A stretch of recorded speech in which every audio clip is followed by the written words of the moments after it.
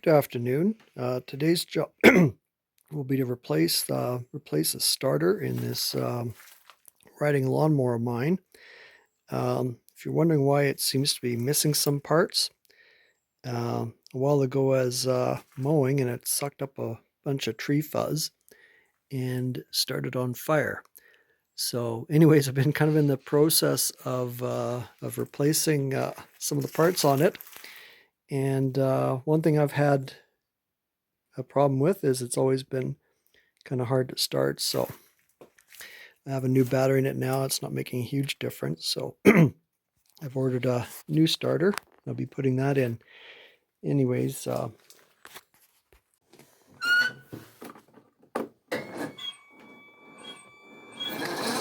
there. That's pretty much what it does now. It does have a new battery in it, so it should be starting a bit better than that. Here's the replacement starter I got for this.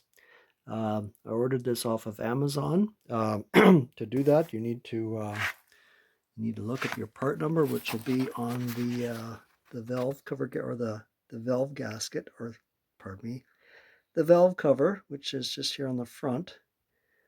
You look at the part number there. You can probably order it off Amazon through that or another site. Amazon was the only one I was able to find for this one.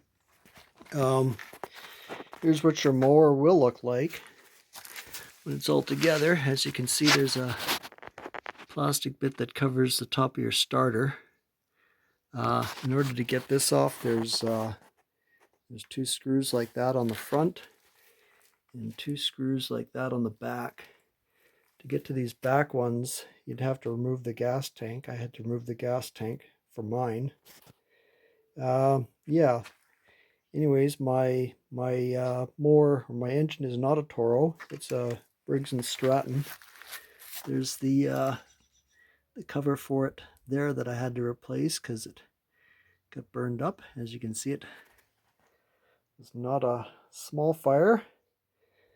Mostly thanks to all the tree fuzz crud that I'd caught in there. But anyways, I'm gonna pull this cover off and then see if I can get to these screws.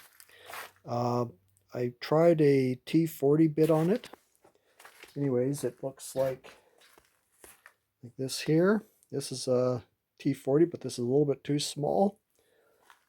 And my next size, which is this one, a T50, is a little too big. So I'll have to take a look and see if I have something in between, because I tried taking off the two screws at the top that hold the old one back on, and they were pretty tight, so I'm kind of afraid of stripping it. So once I can find the proper bit for that, which I should have somewhere, because I took the exhaust pipe off of this, I should be able to get my old starter off and my new one on. No, I was wrong. I thought that was a T45 for these two, because everything else for the cover was a T45. But it looks like this takes a T40 Torx bit. Anyways, I had to use my short one because it's kind of, I don't really have much access in there, and then a 1/4-inch wrench on it, as you see there. And anyways, I've got those both loosened, so I just can finish undoing those and then it should come out. I've already taken off the wire for it. That was a 7/16. One thing to remember is to don't let this part here turn, because if this part turns, it's going to wreck your starter. That's more important for the new one to hold that in place.